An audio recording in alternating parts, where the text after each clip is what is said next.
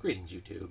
I want you to imagine that there is a course, and to participate in this course, you have to learn a language. Because I want to emphasize the fact that I'm discussing a thought experiment, the language that you have to learn for this course is Venusian.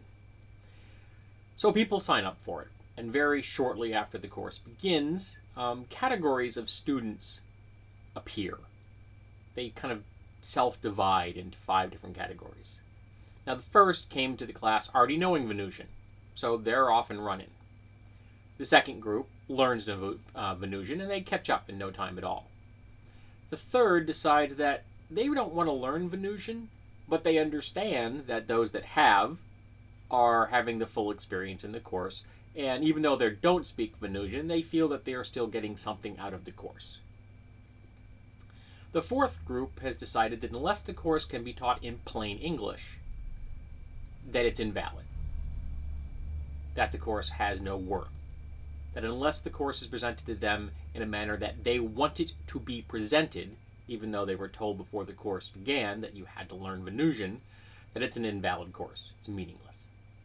And then the last group says that Venusian doesn't exist, and anyone that says Venusian does exist is delusional. Now you can imagine the fourth and fifth groups aren't getting a lot out of this class. In fact, they're very disruptive, and they're causing the other groups to really not enjoy the course as much. Now, those last 2 groups I mentioned, the one that said it has to be in plain English and the one that says Venusian doesn't even exist, they've chosen to not take advantage of the tool that would allow them to understand this course, and that's the Venusian language. They were told up front, you're going to need to learn this to get this course and have a full understanding.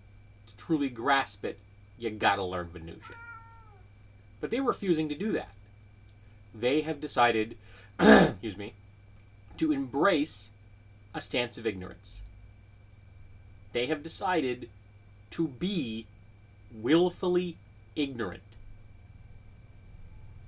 Profoundly, aggressively ignorant.